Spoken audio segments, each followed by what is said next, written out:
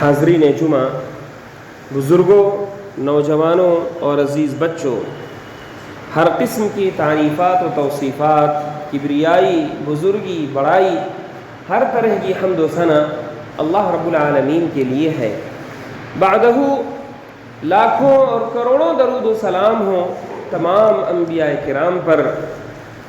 خصوصاً ہمارے اور آپ کے نبی آخر الزماں احمد مجتبیٰ محمد مصطفیٰ صلی اللہ علیہ وسلم پر۔ حاضرین گرامی قدر، اللہ رب العالمین نے ہماری پیدائش کا جہاں مقصد بتایا، روز اول ہی سے جس دن انسان کو اللہ رب العالمین نے اس دھرتی پر اتارا، اسی دن سے ہمارا مقصد، ہماری پیدائش کا مقصد بہت کلیئر اور بہت واضح کر دیا کہ وما خلقت الجن والانس الا لیعبدون، کہ تمہیں اور جنوں کو، انسانوں اور جناتوں کو میں نے صرف اور صرف اس لیے پیدا کیا ہے کہ وہ میری ہی عبادت کریں، میری ہی عبادت کریں، اور صرف اللہ وحدہ لا شریک اکیلے کی عبادت کرنے کو ہی توحید کہتے ہیں۔ توحید بہت آسان لفظوں میں سمجھنے کی چیز ہے کہ اللہ رب العالمین کے اکیلے وحدہ لا شریک کی عبادت کرنے کو توحید کہتے ہیں۔ عبادت کی جتنی بھی قسمیں ہیں انہیں اللہ رب العالمین کے لیے خاص کر دینا اور اللہ کی عبادت میں کسی اور کو شریک نہ کرنا، یہی توحید کہلاتا ہے۔ جب ہمارا مقصد اولین، ہماری پیدائش کا ازلی مقصد توحید ٹھہرا، تو ہم جس امت کو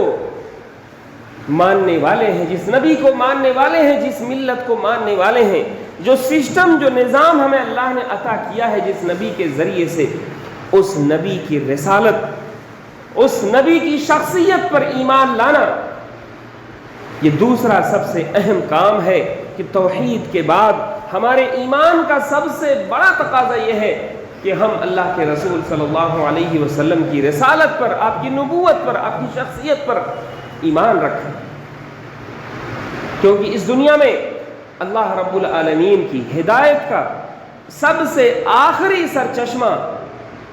ہمارے نبی کریم حضرت محمد صلی اللہ علیہ وسلم ہے۔ لہذا اللہ رب العالمین نے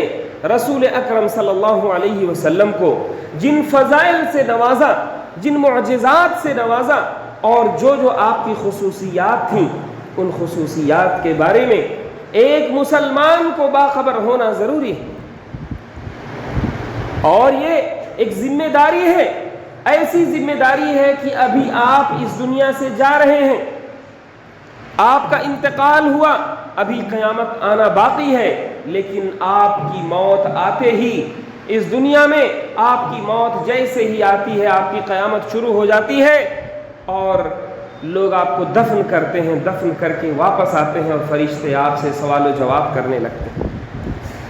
فرشتے جو سوال و جواب کرتے ہیں، ان سوالوں کا جواب ہمیں معلوم ہونا انتہائی ضروری ہے۔ وہ سب سوالات سب کو معلوم ہیں۔ من ربک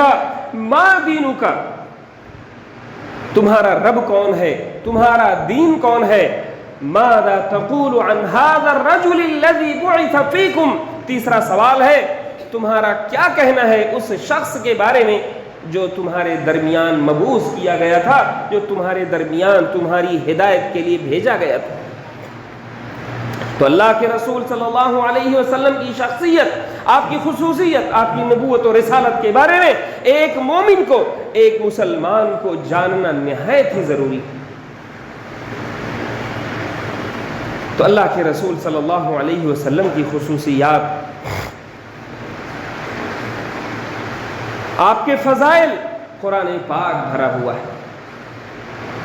جا بجا قرآن پاک میں اللہ رب العالمین نے پیارے نبی صلی اللہ علیہ وسلم کی خصوصیات کا ذکر کیا، فرمایا وَإِنَّكَ لَعَلَىٰ خُلُقٍ عَظِيمٍ، کہ اے نبی کریم صلی اللہ علیہ وسلم آپ اخلاق کے اعلیٰ مقام پر فائز ہیں۔ اور اسی طرح سے اگر ہم دنیاوی اعتبار سے دیکھیں کہ اس دنیا میں کوالٹی کسے کہتے ہیں، کسی شخصیت کے اندر سب سے اعلیٰ کوالٹی کن چیزوں کی ہونی چاہیے، تو آپ عرب کا وہ دور دیکھیے جس دور میں آپ صلی اللہ علیہ وسلم کی پیدائش ہوتی ہے اور لوگوں کی کوالٹیاں چیک کی جاتی ہیں، تو وہ عرب کا ملک جو لوگوں کے اعلیٰ نسب سے انہیں پہچانا کرتا تھا، لوگوں کو حسب نسب سے پہچانا جاتا تھا۔ عرب لوگ جو قبائل کے نظام میں ہوتے تھے ان کے یہاں نسب کی کافی اہمیت ہوا کرتی تھی، وہ لوگ لوگوں کے نسب کو یاد کرتے تھے، ان کا شجر نسب جانتے تھے، حفظ کر لیتے تھے، حتیٰ کہ وہ لوگ نسب نامے یاد کرنے میں اتنے ماہر ہوتے تھے کہ وہ بکریوں کے بھی نسب یاد کر لیا کرتے تھے۔ تو اللہ کے رسول صلی اللہ علیہ وسلم کی ایک بڑی خصوصیت یہ ہے کہ آپ صلی اللہ علیہ وسلم کو اللہ رب العالمین نے اعلیٰ نسب میں پیدا فرمایا۔ اس چیز کا ذکر پیارے نبی صلی اللہ علیہ وسلم خود کرتے ہیں اور کہتے ہیں کہ اللہ رب العالمین نے حضرت ابراہیم علیہ السلام کی اولاد میں حضرت اسماعیل کو برگزیدہ بنایا، اور حضرت اسماعیل کی اولاد میں بہت ساری اولادوں میں بنو عدنان کو برگزیدہ اور چنندہ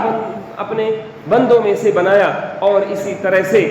عدنان کے اولاد میں سے، عدنان کی ذریت میں سے قریش کو اللہ تعالیٰ نے اپنے لیے برگزیدہ بنا دیا، منتخب بنا دیا، سلیکٹڈ لوگ تھے قریش۔ اور پھر فرمایا کہ قریش میں سے، قریش ایک بڑا قبیلہ ہے، اس کی بہت ساری شاخیں ہیں، اور ان میں سے بنو ہاشم کو اللہ رب العالمین نے اپنا برگزیدہ بنایا۔ وَاصْطَفَانِي مِن بَنِي ہاشم، فرمایا کہ بنو ہاشم کے اندر سے مجھے منتخب کیا۔ تو جہاں اللہ کے رسول صلی اللہ علیہ وسلم کے اعلیٰ نسب ہونے کا پتہ چلتا ہے، وہیں آپ صلی اللہ علیہ وسلم کے نسب کی فضیلت بھی ثابت ہوتی ہے، وہیں یہ بات بھی ثابت ہوتی ہے کہ اللہ رب العالمین نے بنو اسماعیل کو، یعنی حضرت اسماعیل کو، عربوں کو فضیلت دی ہے غیر عربوں پر۔ تو یہ اللہ کے رسول صلی اللہ علیہ وسلم کے نسب کی فضیلت ہے، اور یہ فضیلت اس طرح سے بھی ثابت ہوتی ہے کہ آپ کے وقت کا دنیا کا جو سب سے بڑا بادشاہ ہے، سپر پاور، رومن امپائر کا جو بادشاہ ہے ہرقل، وہ عرب کے کچھ سرداروں کو اپنے ہاں بلاتا ہے۔ قریش میں سے ابو سفیان اس کے دربار میں حاضر ہوتے ہیں، وہ مسلمان نہیں ہوئے تھے، لیکن اللہ کے رسول صلی اللہ علیہ وسلم کا خط ہرقل تک پہنچ چکا تھا۔ صلح حدیبیہ کے بعد لوگوں کی جنگ بندی چل رہی تھی، اللہ کے رسول صلی اللہ علیہ وسلم صلح حدیبیہ کے بہترین موقع کا فائدہ اٹھا کر کے ملوک العالم، جو دنیا کے بڑے بڑے بادشاہ تھے، انہیں خط لکھ رہے تھے۔ اسی دوران اللہ کے رسول صلی اللہ علیہ وسلم کا خط رومی بادشاہ کے پاس پہنچتا ہے۔ رومی بادشاہ ہرقل ابو سفیان کو بلا کر کے چند سوالات کرتا ہے پیارے نبی صلی اللہ علیہ وسلم کے بارے میں۔ ان سارے سوالات کے جوابات سن کر کے ہرقل کو یقین ہو جاتا ہے کہ ایک نبی کے اندر ہونے والی تمام خصوصیات، تمام کوالٹیز اس بندے کے اندر پائی جا رہی ہیں۔ انہی سوالات میں سے ایک سوال یہ تھا کہ تمہارا جو نبی آیا ہے اس کا نسب کیسا ہے؟ ابو سفیان نے بتایا، ہوا فینا ذو نسب، وہ تو ہمارے یہاں اعلیٰ نسب والے لوگوں میں سے ہیں۔ تو ہرقل نے اس وقت فرمایا تھا، وَكَذَلِكَ الرُّسُلُ تُبْعَثُ فِي نَسَبِ قَوْمِهِمْ كَذَلِكَ الرُّسُلُ تُبْعَثُ فِي نَسَبِ قَوْمِهَا، ایسے ہی رسولوں کا معاملہ ہوتا ہے کہ وہ جس بھی قوم میں بھیجے جاتے ہیں تو اس قوم کے سب سے اعلیٰ نسب میں بھیجے جاتے ہیں۔ میرے بھائیو، اللہ کے رسول صلی اللہ علیہ وسلم کی خصوصیات میں سے ایک اہم خصوصیت یہ بھی ہے کہ اس دنیا پر اللہ کے رسول صلی اللہ علیہ وسلم کی بعثت کر کے اللہ رب العالمین نے ایک احسان کر دیا۔ ویسے تو ہماری صبح و شام کی ہر نعمت اللہ رب العالمین کی طرف سے احسان ہے، ہم اس کے غلام ہیں، ہم اس کے بندے ہیں، وہ چاہے تو ہمیں بخش دے، وہ چاہے تو ہمیں عذاب دے دے، لیکن اللہ رب العالمین کی طرف سے آنے جانے والی صبح و شام کی جتنی بھی نعمتیں ہیں، ہم سب ان نعمتوں کا احسان مانتے ہیں۔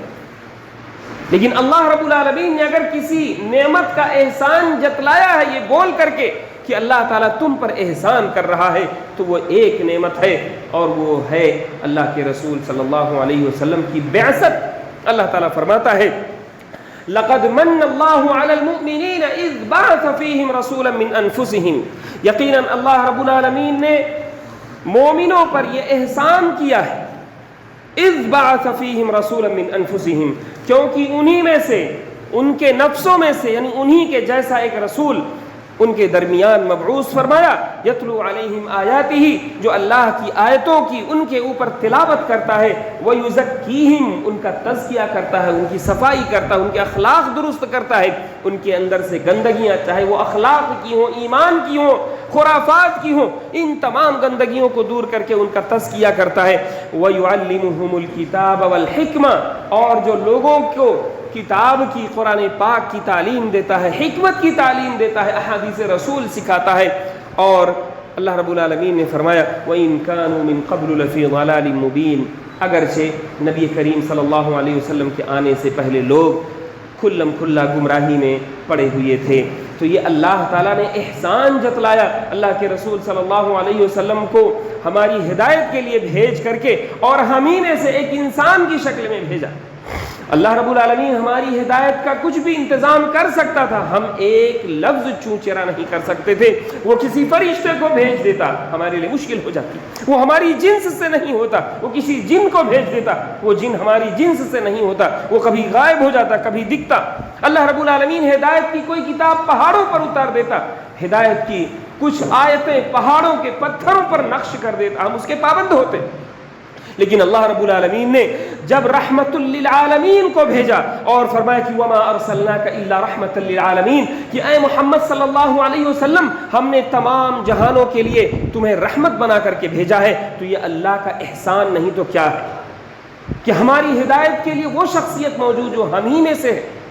جو ہمارے لیے آئیڈیل ہونا چاہیے، جو ہمارے لیے نمونہ ہونا چاہیے، وہ ہم ہی میں سے ہے، جس کو ہم جیسی پریشانیاں محسوس ہوتی ہیں، جس کو ہم جیسی تکلیفیں محسوس ہوتی ہیں، جس کے بچے ہیں، خاندان ہے، گھرانہ ہے، بیوی ہیں اور دیگر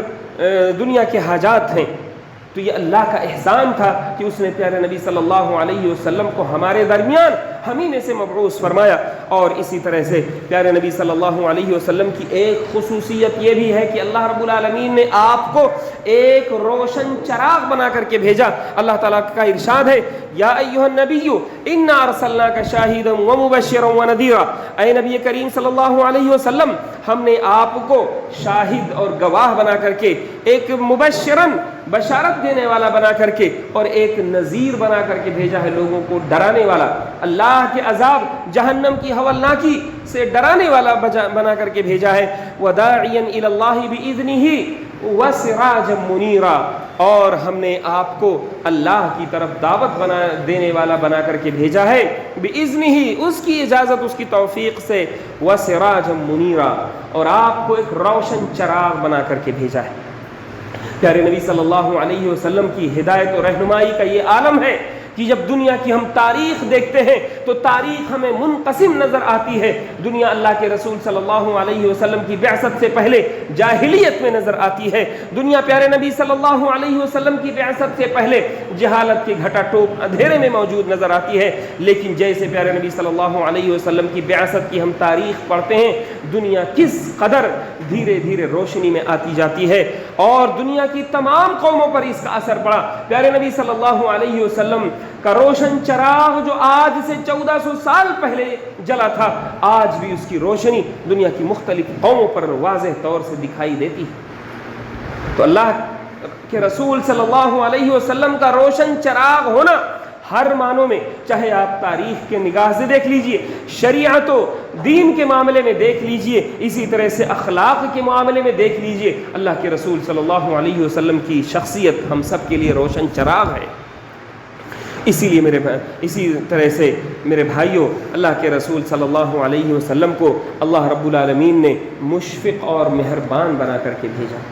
آپ نبی تھے، آپ سلطان تھے، اللہ رب العالمین نے آپ کے ہاتھوں میں اقتدار دیا، پورا عرب کا علاقہ فتح ہو کر کے آپ کے ہاتھوں میں آ گیا تھا۔ آج لوگ پرسنلی ڈیولپمنٹ کے معاملے میں اور اسی طرح سے ایک چھوٹے سے کسی کمرے کے مالک ہو جائیں، 2 کمروں کے کسی ادارے کے مالک ہو جائیں، وہ کیسی اپنی رعونت لوگوں پر تھوپتے ہیں، وہ کیسے اپنی لیڈرشپ کی طاقت دکھاتے ہیں۔ اللہ کے رسول صلی اللہ علیہ وسلم اتنی بڑی سلطنت کے مالک ہونے کے باوجود بھی کس قدر لوگوں پر مشفق و مہربان تھے۔ اللہ تعالیٰ ارشاد فرماتا ہے لَقَدْ جَاءَكُمْ رَسُولٌ مِّنْ أَنفُسِكُمْ عَزِيزٌ عَلَيْهِ مَا عَنِتُّمْ حَرِيصٌ عَلَيْكُمْ بِالْمُؤْمِنِينَ رَءُوفٌ رَحِيمٌ۔ یقیناً تمہارے پاس تمہارے ہی نفسوں میں سے ایک رسول آیا، تمہارے ہی درمیان سے ایک رسول آیا، عزیز علیہ ما عنتم حریص علیکم، تم پر جو مصیبتیں آتی ہیں وہ اس پر بہت شاق گزرتی ہیں، حریص علیکم، وہ تمہارا بڑا حریص ہے، تمہارا بڑا حریص ہے تمہارے بارے میں، وہ ہر دم فکر کرتا رہتا ہے تمہارے بارے میں، ہر دم اس کی سوچ رہتی ہے، جو راتوں کو اٹھ اٹھ کر کے اللہم امتی کی دعا کرتا ہے، اپنے پیروں میں سوجن لے آتا ہے، حالانکہ اس کے اگلے پچھلے سارے گناہ معاف ہیں، اس کے باوجود اپنی امت کے لیے دعا کرتا ہے، وہ ایسا حریص ہے تمہارا۔ اور فرمایا کہ بالمؤمنین رؤوف الرحیم، مومنوں کے ساتھ اللہ کے رسول رؤوف ہیں، حد درجہ محبت کرنے والے ہیں، رحیم ہیں، بے انتہا محبت رحم کرنے والے ہیں۔ تو اللہ کے رسول صلی اللہ علیہ وسلم کی وہ صفات ہیں جن صفات کا ذکر اللہ تعالیٰ نے خود کیا ہے قرآن پاک میں۔ اسی طرح سے میرے بھائیوں، اس دنیا میں حضرت ابراہیم علیہ السلام کے بعد یہ طے ہو گیا تھا کہ اس دنیا میں انبیاء کرام اب حضرت ابراہیم علیہ السلام کی نسل سے آئیں گے۔ یہی وجہ ہے کہ دنیا میں جتنے انبیاء کرام آئے، حضرت ابراہیم علیہ وعلی نبینا افضل الصلاۃ والتسلیم کے بارے میں کہا جاتا ہے کہ وہ ابو الانبیاء تھے، اس کے بعد میں آنے والے تمام نبیوں کے وہ باپ ہیں۔ ان کی دعا تھی اللہ رب العالمین سے کہ اے اللہ ربنا وابعث فیہم رسولا من انفسہم، کہ اے اللہ رب العالمین ان لوگوں کے درمیان ایک رسول مبعوث فرما دینا۔ اور اسی طرح سے حضرت عیسیٰ علیہ وعلی نبینا افضل الصلاۃ والتسلیم کی بشارت بھی تھی کہ میرے بعد ایک نبی آنے والا ہے جس کا نام احمد ہوگا۔ تو یہ وہ بڑے بڑے اولو العزم انبیاء کرام ہیں جو اپنے لوگوں کو خوشخبریاں دیا کرتے تھے، جو اپنے وقت میں دعا کیا کرتے تھے کہ محمد جیسا نبی اے اللہ رب العالمین اس دنیا کو تو عنایت فرما دے۔ اسی طرح سے تورات میں انجیل میں اللہ کے رسول صلی اللہ علیہ وسلم کی جو اعلیٰ صفات بیان کی گئیں، حتیٰ کہ وہ اعلیٰ صفات ایسی تھیں کہ اللہ کے رسول صلی اللہ علیہ وسلم کی بعثت سے پہلے توریت و انجیل پڑھنے والے، چاہے وہ یہود ہوں چاہے وہ نصارہ ہوں، اللہ کے رسول صلی اللہ علیہ وسلم کے منتظر نظر آتے ہیں۔ یہاں تک کہ جب عرب کے کفار یہودیوں پر حملہ کرتے، یہودیوں کو ستاتے، تو یہی یہودی یہ کہتے، یہ منتظر نظر آتے تھے کہ ہمارا ایک نبی آئے گا جس کے پیچھے ہم تم سے جنگ کریں گے۔ لیکن جب وہی نبی عربوں میں آ گیا تو یہی یہودی جو اللہ کے رسول صلی اللہ علیہ وسلم کو اپنے بیوی بچوں سے بھی زیادہ بخوبی جانتے پہچانتے تھے، وہ ان کے اوپر ایمان لانے سے پھر گئے۔ اور اسی طرح سے میرے بھائیوں، پیارے نبی صلی اللہ علیہ وسلم کی خصوصیت یہ ہے کہ اللہ تعالیٰ نے اپنے ذکر کے ساتھ پیارے نبی صلی اللہ علیہ وسلم کے ذکر کو ہمیشہ کے لیے زندہ و جاوید کر دیا۔ جہاں قرآن پاک میں ارشاد فرمایا وَرَفَعْنَا لَكَ ذِكْرَكَ، اور ہم نے تمہارے ذکر کو بلند کر دیا ہے۔ آج آپ دنیا کے اس نقشے پر دیکھیں کہ دنیا کے مختلف ملکوں میں مختلف اوقات میں ہر چہار سو اذان کی صدا بلند ہوتی ہے، مؤذن کہتا ہے اشہد ان لا الہ الا اللہ، اللہ رب العالمین کی وحدانیت کی بانگ دیتا ہے، گواہی دیتا ہے، اور فوراً بعد ہی وہ گواہی دیتا ہے اشہد ان محمد رسول اللہ، کہ میں گواہی دیتا ہوں کہ محمد صلی اللہ علیہ وسلم اللہ کے رسول ہیں۔ اس سے بہتر اور اس سے بڑھ کر اللہ کے رسول صلی اللہ علیہ وسلم کے رفع ذکر کے، آپ کے ذکر کو بلند کرنے کی اور کیا دلیل ہو سکتی ہے۔ اسی طرح سے پیارے نبی صلی اللہ علیہ وسلم کے بارے میں اللہ رب العالمین نے تمام انبیاء کرام کو بلا کر کے عہد لیا، اور یہ عہد قرآن پاک میں موجود ہے۔ اللہ تعالیٰ کا ارشاد ہے وَإِذْ أَخَذَ اللَّهُ مِيثَاقَ النَّبِيِّينَ لَمَا آتَيْتُكُم مِّن كِتَابٍ وَحِكْمَةٍ ثُمَّ جَاءَكُمْ رَسُولٌ مُصَدِّقٌ لِّمَا مَعَكُمْ لَتُؤْمِنُنَّ بِهِ وَلَتَنصُرُنَّهُ۔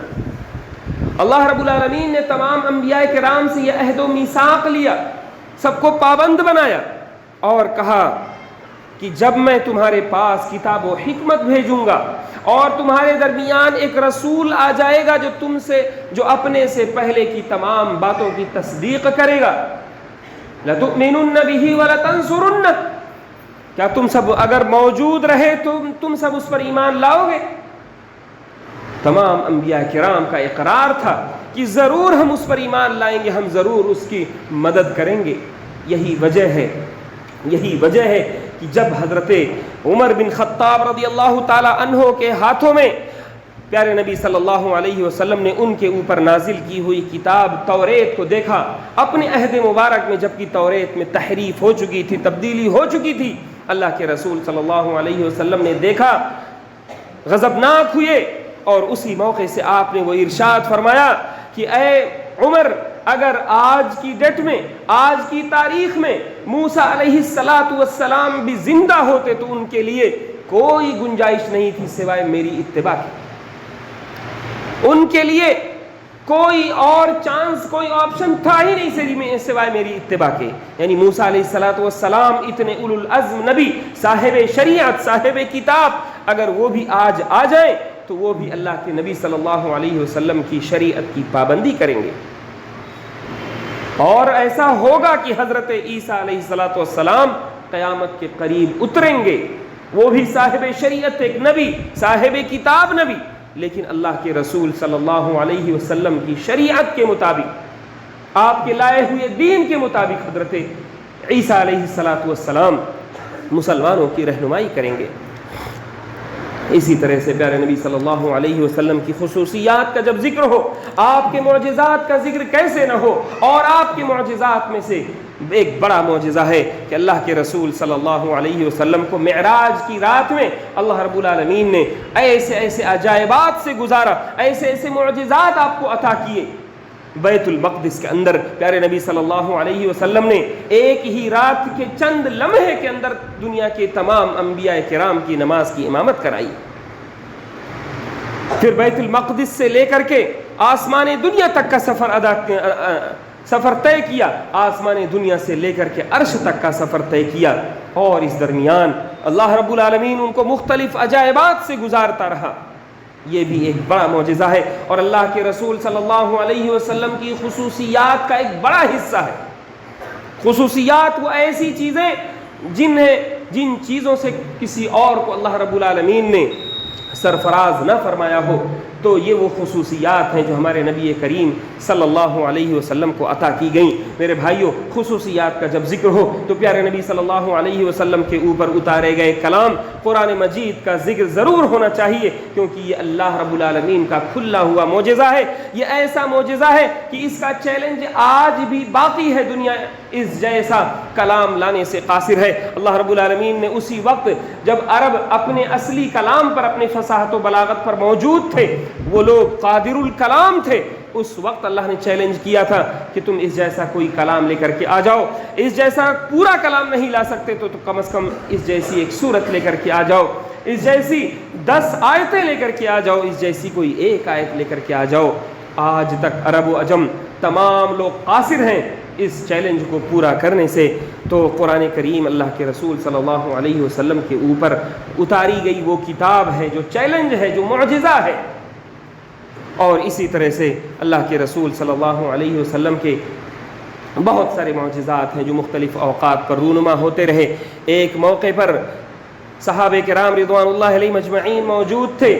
اور ان کے پاس وضو کرنے کے لیے پانی نہیں تھا۔ آپ صلی اللہ علیہ وسلم نے ایک چھوٹے سے پیالے میں پانی دیکھا، اس پیالے میں اپنا ہاتھ ڈالنا چاہا لیکن ہاتھ نہیں جا سکا، تو اپنی انگلیوں کو سمیٹ کر کے آپ نے اس میں ڈالا، اور اس میں اتنا پانی پیدا ہو گیا کہ اس پانی سے تقریباً 80 افراد نے وضو کیا۔ اور اسی طرح سے صلح حدیبیہ کے موقع پر 300 کے قریب 300 لوگوں نے اللہ کے رسول صلی اللہ علیہ وسلم کے پیالے میں موجود پانی سے وضو کیا۔ صحابہ کرام رضوان اللہ علیہ مجمعین بتاتے ہیں کہ پیالے کے اندر آپ صلی اللہ علیہ وسلم کی انگلیاں جاتی اور ایسا لگتا کہ آپ کی انگلیوں سے سوتے پھوٹ رہے ہیں، چشمے پھوٹ رہے ہیں، آپ کی انگلیوں سے پانی نکل رہا ہوتا تھا۔ اسی طرح سے حضرت ام سلیم رضی اللہ عنہا کے یہاں 70-80 افراد اکٹھا ہو گئے، کھانے کے لیے کچھ نہیں۔ اللہ کے رسول صلی اللہ علیہ وسلم نے جو کچھ روٹیاں موجود تھیں، 2-4 روٹیاں، ان روٹیوں کو توڑ کر کے